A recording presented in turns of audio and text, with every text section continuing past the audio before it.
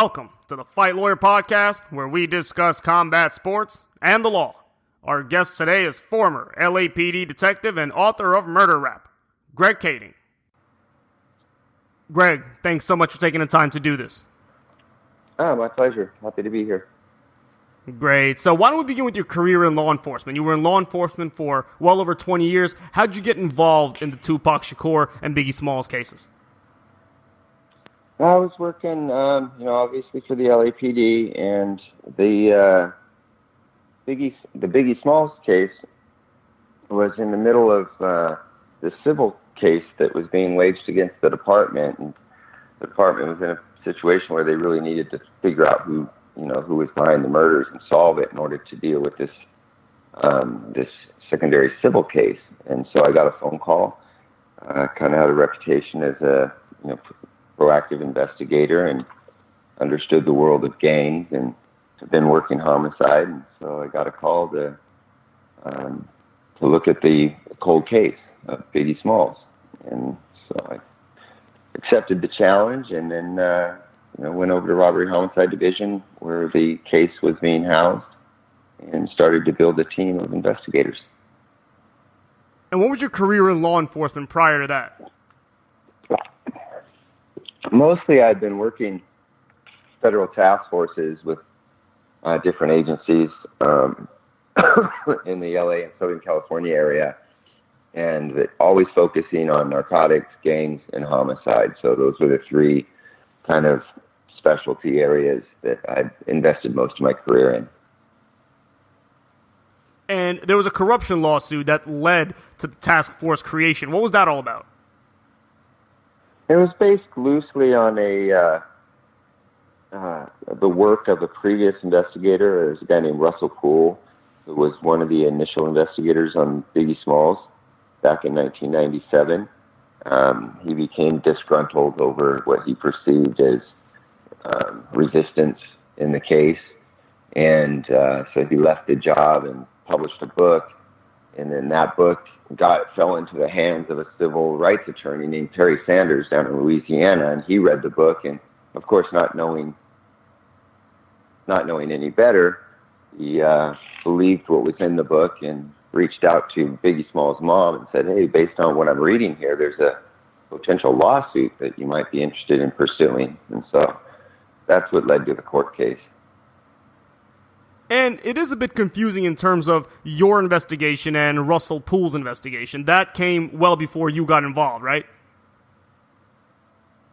Russell Poole's investigation? Yeah, that was back in 1997. I didn't get involved until 2006. And you initially started on the Biggie Smalls investigation. How'd that lead into the diving into the Tupac case as well?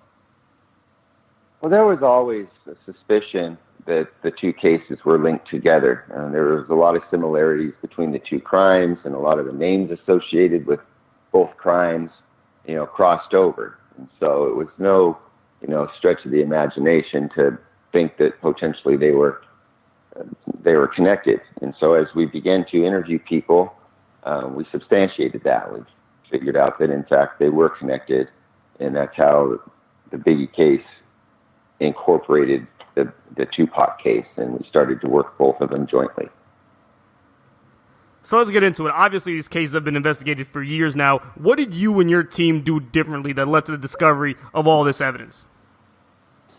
Well, we kept an open mind. We approached it with an investigative philosophy that every theory was true until proven otherwise. And so we just went through a process of elimination to figure out what the most viable theory was and where the evidence actually pointed. I think we were very objective about it. And perhaps my predecessor, Russell Poole, was not as objective. He didn't have the information at his disposal that we did. And so I think he was a little bit more narrowly focused.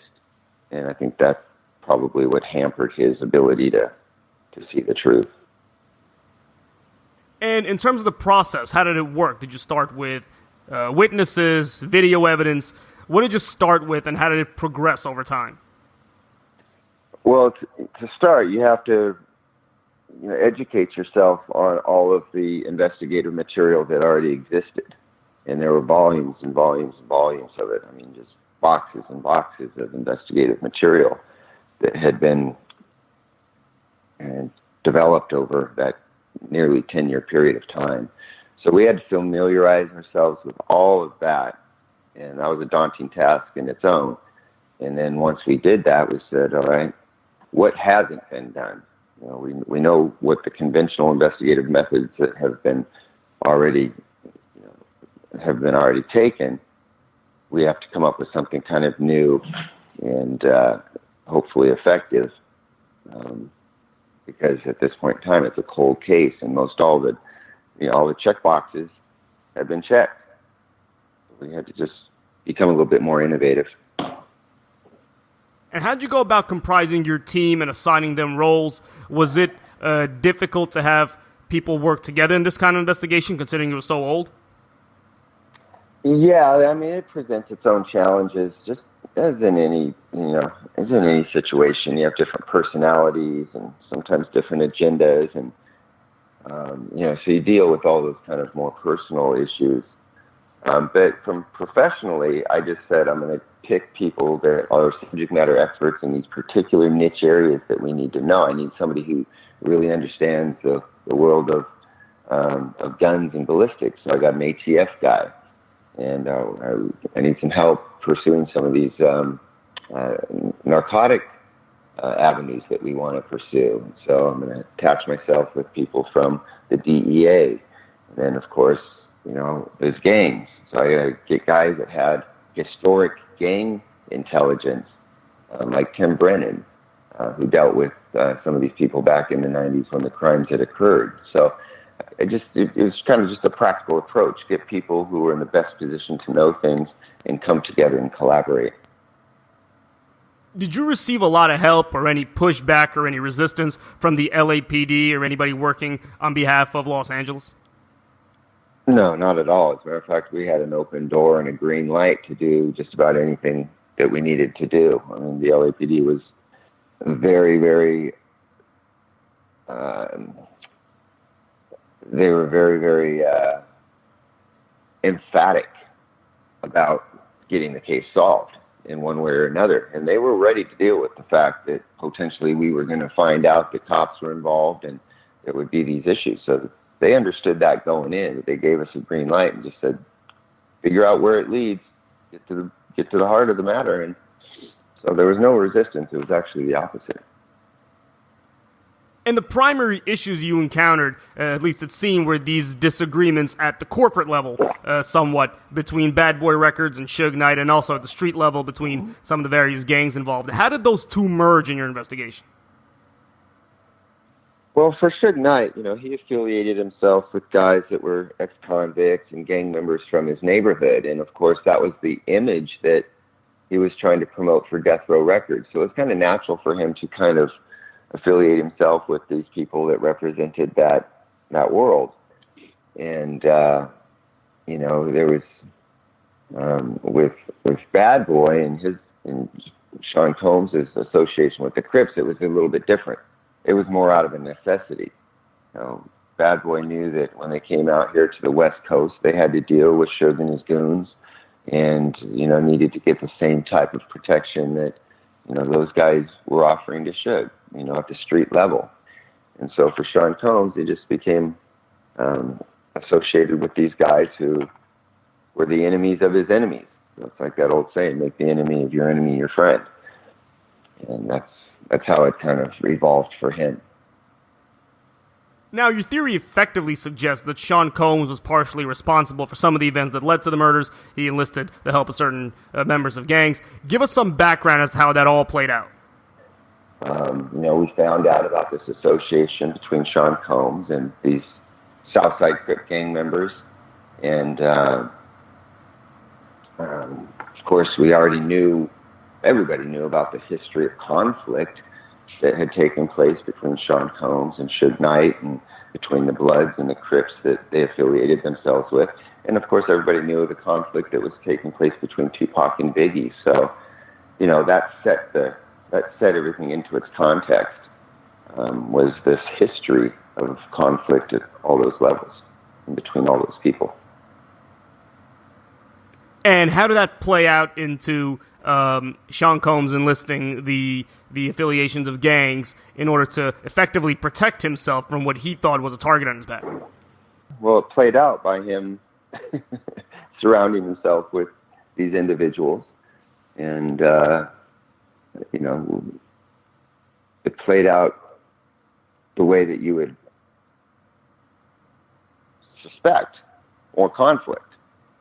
And, so if you're going to be at odds with people and you encounter those people on the street, you can anticipate something bad's going to happen. And that's exactly what took place at the MGM in Las Vegas, is that somebody from Suge's stable, a guy named Trayvon Lane, who was with Tupac at the moment, saw an enemy, saw Orlando Anderson across the lobby, and the conflict that already existed just began to, rose to the next level when they went over and attacked Orlando Anderson and beat him up. And that set everything in motion for Tupac to be shot later that night.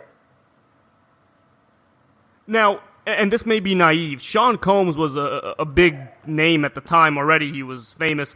Why not take the conventional law enforcement means to when you think there's a threat on your back, or was it, or a target on your back, or was it just simply he had an image to maintain, he had to go that route?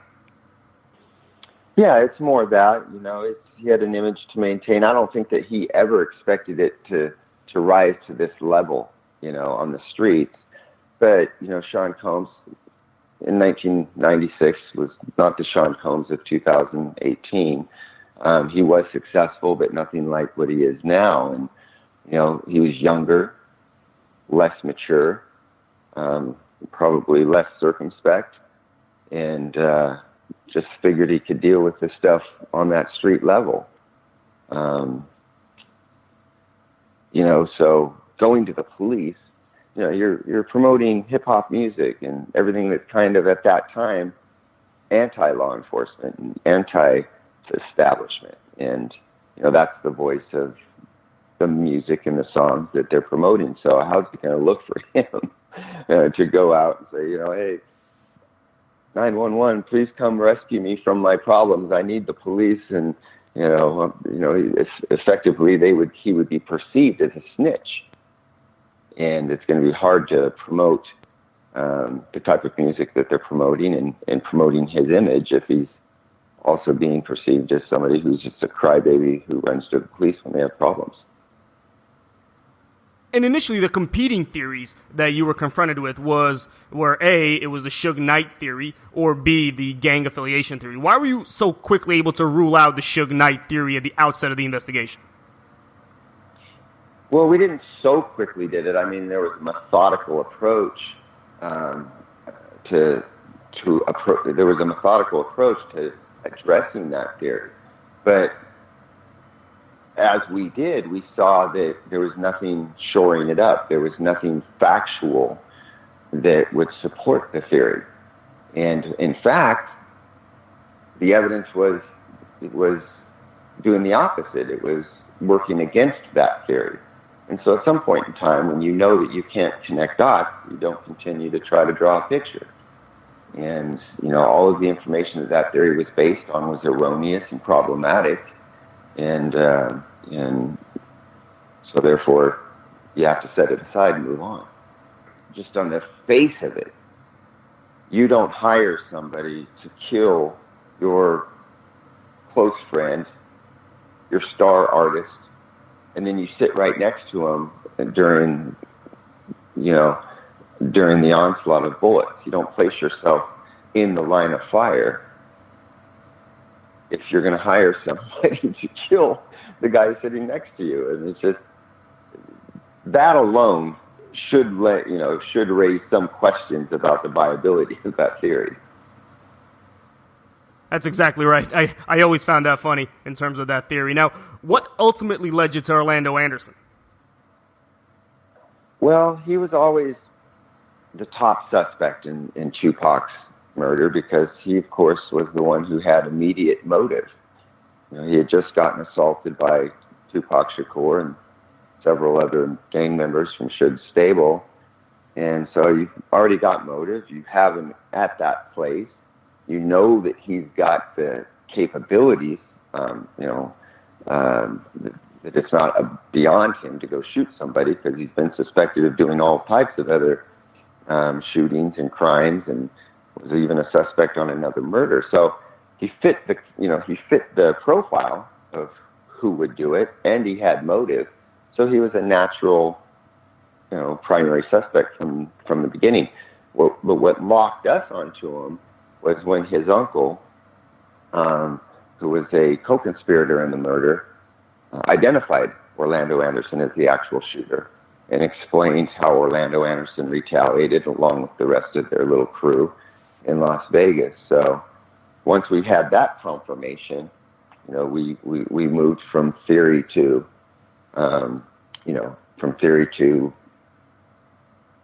an evidence-backed conclusion about the murder. And what was the role of Keefe D in your investigation? How did you stumble upon him? How did you investigate him? How did you have him talk about what happened?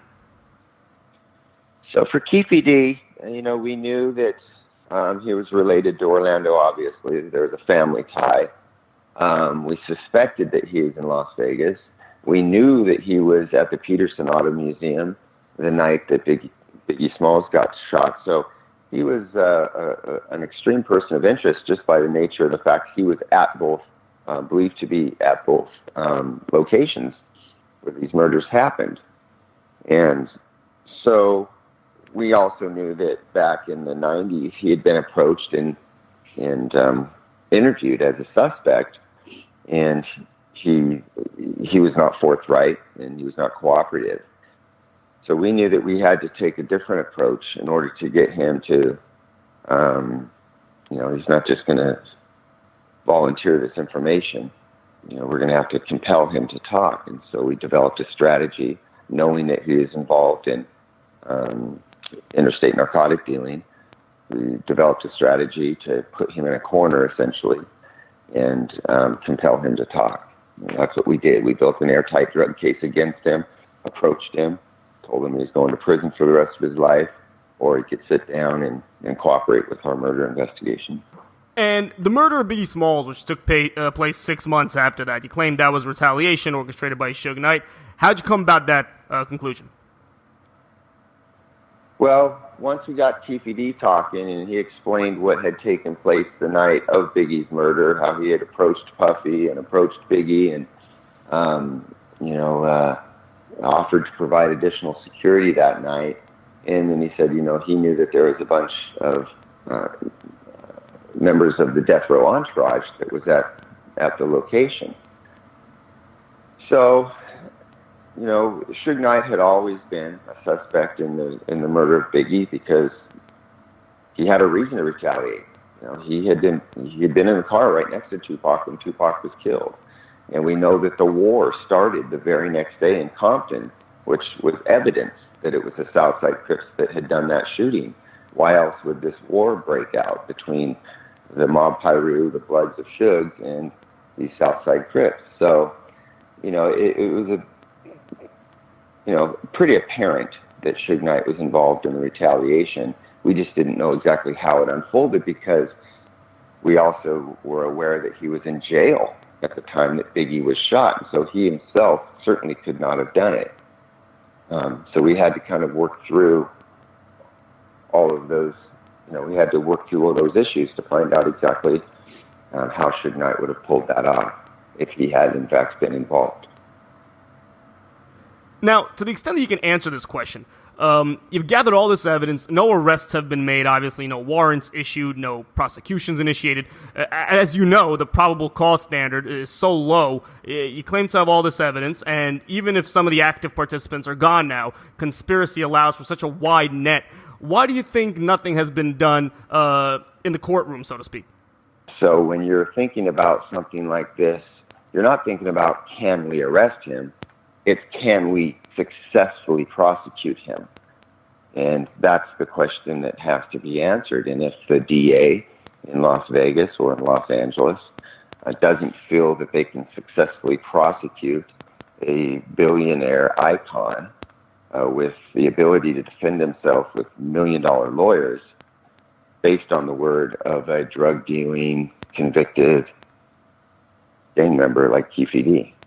So it's just not a practical, pragmatic reality that you're going to be able to successfully prosecute that. And so, you know as well as I do, at a district attorney's office, they base their cases on the winnability of a case. And so, you know, the decision's made not to pursue it until something else manifests itself, which it won't, because too much time's passed and witnesses are dead, and you basically got KFD squaring off in court against Puffy Combs. That's not going to go well. Understood. So you left the department in 2010. Why did you decide to write that book, and what was that process like? It was really interesting because it was an area, a field that I was not familiar with. So I joined forces with a really good writer, and kind of helped me to understand the process of telling narrating a story through that medium. And it was really, really educational. And it had its ups and downs, too, because I had this initially, we sold the story idea to a major publisher in New York, and we got in a very lucrative advance. And, you know, I was really excited about having a major publisher promote the book. And so we went through that whole process of the manuscript and the editing and getting the thing, you know, to where it can be put on bookshelves. And the last thing that the publisher did was say, okay, we have to now legally vet it. And the lawyers at Random House said, you know what, we're just not comfortable publishing a book that claims that Sean Puffy Combs had a hand in the murder of Tupac Shakur.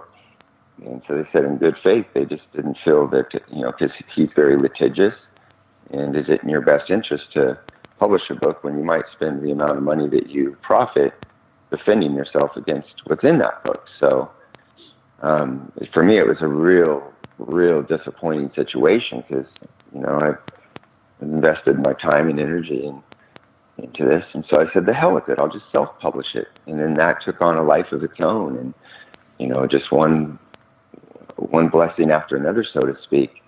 You know, the book did really well, got a lot of notoriety behind it, and it becomes a really successful documentary, and then of late it becomes a television series, and those things I would never had expected. I figured I'd write the book, tell the story, do some interviews, and that'd be the gist of it. But it's a story that just keeps on giving. How'd the book ultimately make it into documentary form? I was contacted just out of the blue by a guy named Mike Dorsey, who was a documentary filmmaker.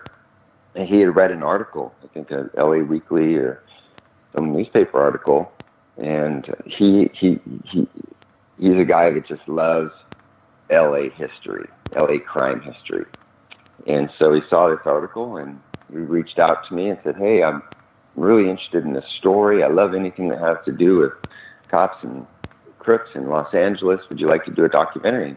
So, be happy to help. So we collaborated on it, and it took about a year, and he self-funded it, and then he sold it, and it did really, really well. Were you surprised that somebody's willing to take this on? I mean, it pushes the buttons of, on one hand, the LAPD, and the other hand, some powerful people on the East Coast. Was it surprising to you that somebody was willing to go forward with this, or are you kind of expecting it? Well,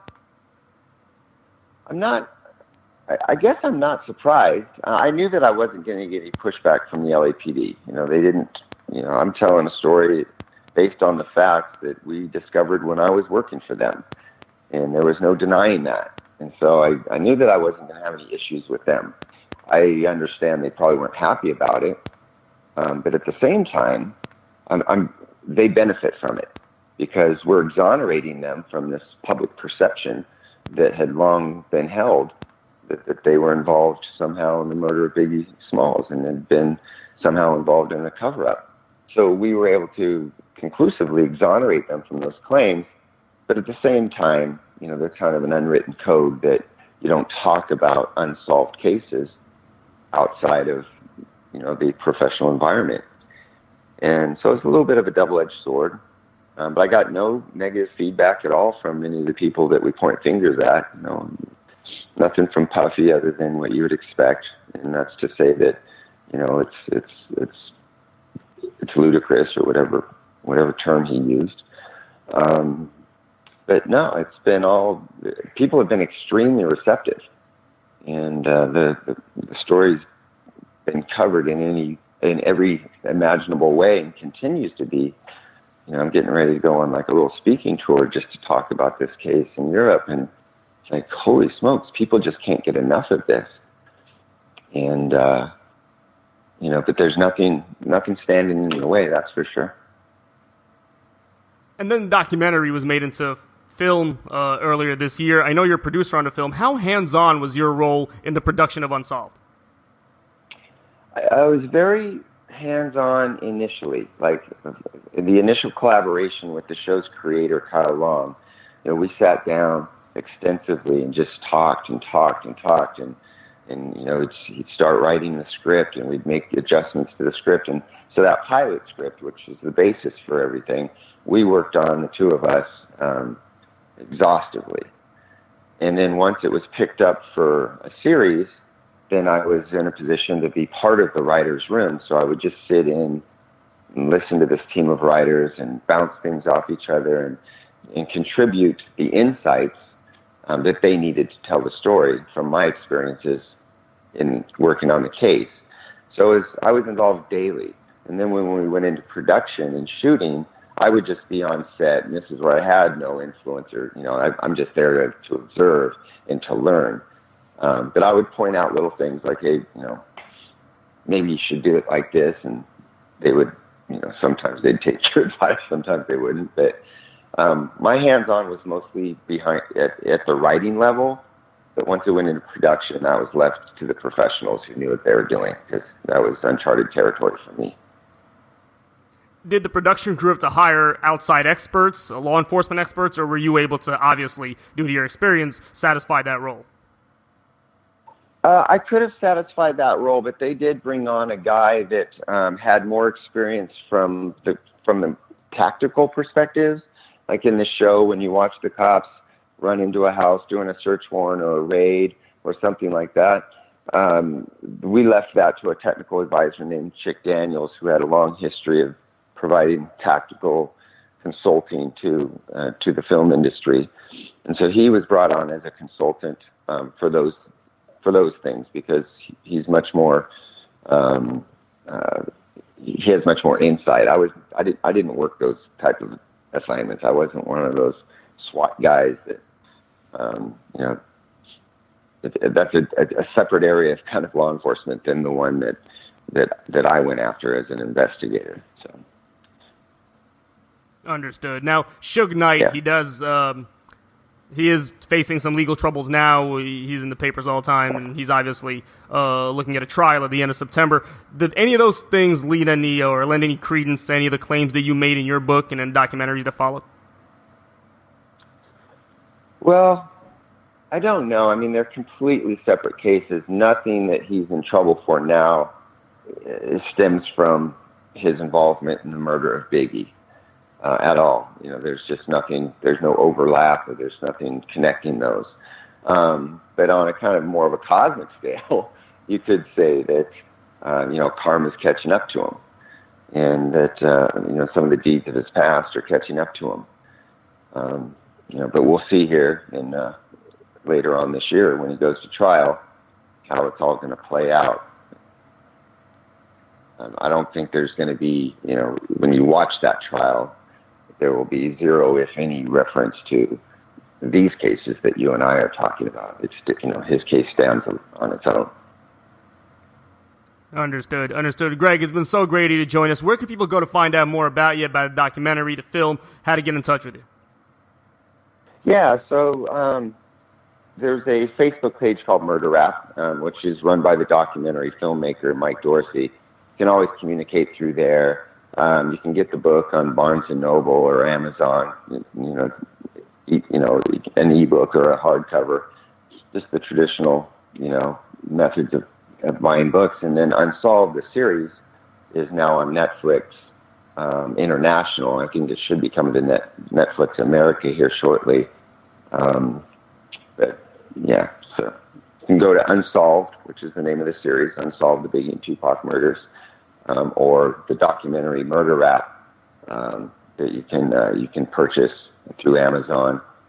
And I would recommend the documentary film over the book, just because in the documentary you get to hear the audio recordings of, for instance, Keith E.D. confessing to the murder and the statements of the witnesses, the 911 tapes. It comes to life in the documentary, and that's something you don't get from reading it on the pages of a book. Understood. Greg, once again, thanks so much for taking the time to do this. My pleasure. Thanks for having me. Appreciate it. And that's our interview with Greg Kading. I hope you had a good time. Thanks so much for listening. My name's Dmitriy Shakhnevich. If you want to learn more about me, please visit www.dshaklaw.com. And there's the Fight Lawyer Podcast. Till next time, folks.